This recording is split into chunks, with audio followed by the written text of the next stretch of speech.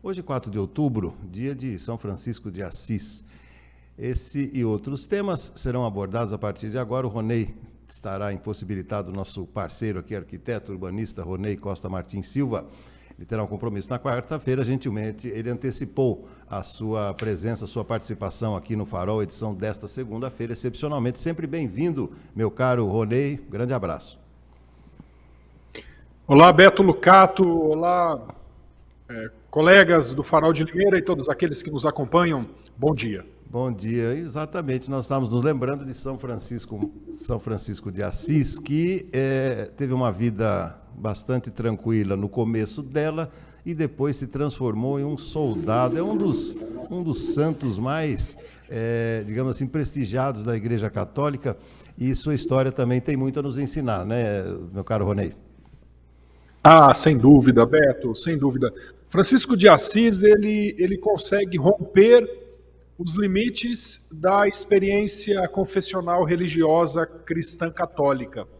Há muitas personalidades que não são ligadas ao cristianismo e ao catolicismo que reconhecem a importância desta personalidade para a história da humanidade, Beto. Francisco de Assis sempre nos deixa muitos ensinamentos importantes, muitos deles com relação à promoção da paz. Mas, Beto, eu gostaria de, nesse dia, lembrando a data de São Francisco de Assis, tocar em dois assuntos, um deles ligados diretamente à nossa questão contemporânea e o outro propondo esta interface entre a ciência e a religião. Muitos vão dizer, Beto, que ciência e religião são componentes antagônicos, são dimensões antagônicas. Beto, não são. Não são. Elas dizem a mesma coisa com linguagens diferentes. Se uma tem uma linguagem metafórica, simbólica, figurativa, a outra possui uma linguagem objetiva, literal, mais palpável, não é? O exemplo disso está em São Francisco de Assis. Veja bem, Beto, em 1999, um grupo de cientistas renomados mapearam o genoma humano e descobriram que temos 99% de nossa carga genética igual a do chimpanzé. 97% de nossa carga genética é igual à da barata. 95% da nossa carga genética é igual à do rato e de outros tantos animais. Em 1999, os cientistas provaram que nós somos parentes de todos os animais. 800 anos antes, no século XII, Francisco de Assis já chamava todos os animais de irmãos e irmãs. Veja que ele já reconhecia esta condição que a ciência só colocou no papel de forma objetiva 800 anos depois. Mas tem um aspecto fundamental, Beto, que o próprio Papa Francisco, que tem este nome em homenagem a Francisco de Assis, coloca na sua última encíclica e que diz respeito à nossa atualidade, ao momento político em que vivemos. Francisco de Assis, o Papa, em sua última encíclica, a Fratelli Tutti, ou seja, somos todos irmãos, não é a tradução do latim, ele faz uma reflexão, Beto, que ela é fundamental para todos nós. Neste mundo polarizado, entre direita e esquerda, entre comunismo e capitalismo, entre aqueles que defendem um determinado modelo de sociedade e outros que defendem outro modelo, neste mundo polarizado, de guerras virtuais, enfim, o Francisco, o Papa, inspirado pelo Francisco de Assis, nos diz que não deve haver fronteiras entre ateus e crentes, entre capitalistas e comunistas, entre católicos e evangélicos. Não deve haver esta separação entre umbandistas, candomblecistas e evangélicos. Não deve haver mais estas diferenças.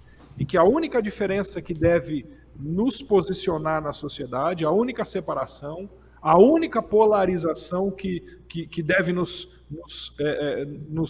colocar lado a lado é a diferença entre aqueles que cuidam uns dos outros e aqueles que não cuidam. Esta é a única separação.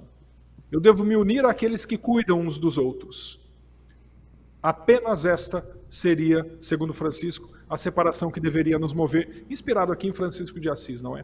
Então a única motivação nossa enquanto sociedade é cuidarmos uns dos outros.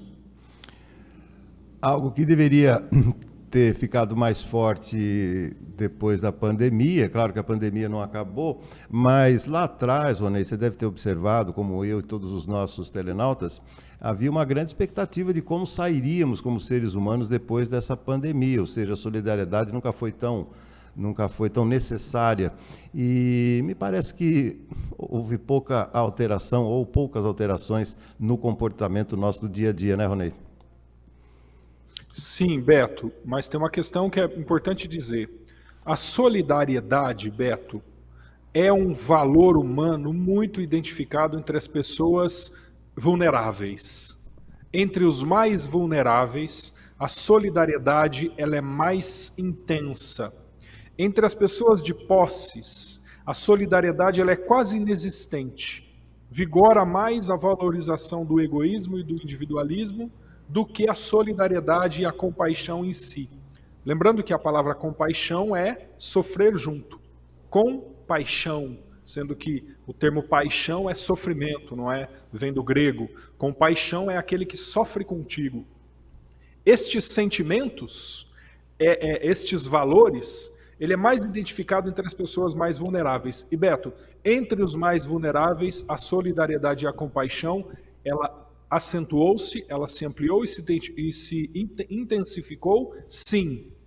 O problema está no topo da pirâmide econômica, onde as pessoas mais possuem bens, ali a solidariedade e a compaixão é com frequência mais ignorada. Mas isso em toda a história da humanidade sempre foi assim, né, Beto?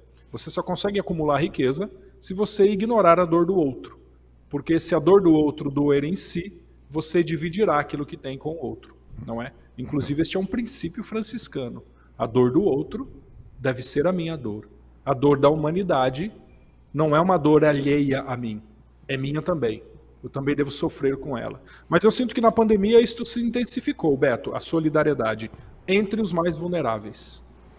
Sim, entre aqueles que, digamos assim, não são tão favorecidos e que fazem desse gesto de amor, desse gesto de compaixão, um objetivo de vida também, um objetivo que nutre, né, Ronei, o próprio espírito das pessoas, inclusive para aquelas que creem, para os cristãos e membros de outras religiões que tiveram que permanecer um bom tempo afastados de seus templos religiosos, né, Ronei? Exatamente, Beto, sem dúvida, sem dúvida. Bom. A pandemia nos colocou uma outra dimensão de experiência com o sagrado, mais ampliada para além das paredes das igrejas, não é? O que é bom.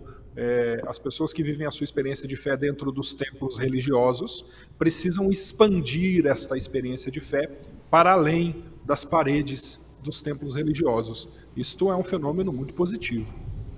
Perfeito. Ronei, mais uma vez agradecendo aqui a sua participação, eu pediria que para você trouxesse para nós aqui uma rápida análise das manifestações contra o presidente neste final de semana. É claro, cada um contando a sua história, os dois lados, né? O país segue polarizado. E algo te chamou a atenção especialmente nessas manifestações no final de semana, Ronei? O número reduzido de pessoas, Beto. Poucas pessoas. As manifestações elas são importantes. Lembremos que as manifestações do Fora Collor em 1992 começaram com poucas pessoas também, não é? Então elas podem aumentar ao longo do tempo, mas é importante deixar claro que a quantidade de pessoas identificada, verificada nas manifestações do último sábado foram poucas, foram pequenas, insuficientes para sensibilizar o Congresso Nacional. Se o desejo dessas pessoas mesmo é pelo impeachment, o Congresso Nacional precisa ser sensibilizado, pressionado, e esta pressão vem das ruas. Para isto, as ruas precisam estar mais lotadas, o que não se verificou neste último sábado.